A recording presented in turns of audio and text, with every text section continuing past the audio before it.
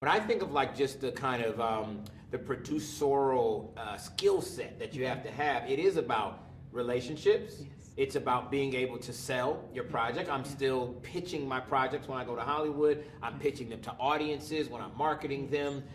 It also is about knowing how to use your resources appropriately.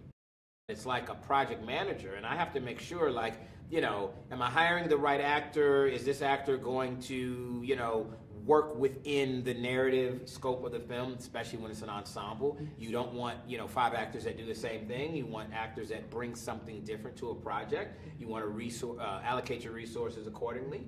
And I think also the creative aspects of it, being able to understand storytelling. That's a big part of this. As a producer and a creative producer, you want to be able to support your collaborators, support your writers and your director, editors, and support them and be able to give them really good creative notes and feedback that will help to elevate the project.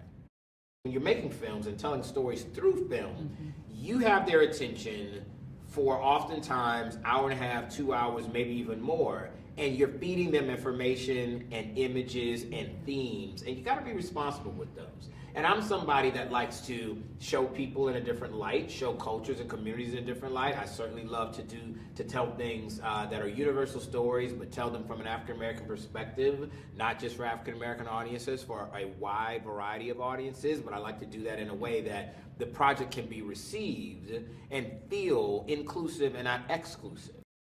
It was a great story pitched to me by a young executive named Antoine Jenkins, and it was, how do we tell a story about the competitive world of praise teams that would be interesting and appealing to people who know nothing about praise teams, to people who don't go to church, right? Who don't have like a strong faith or a relationship with God. How do we tell a story that would engage them?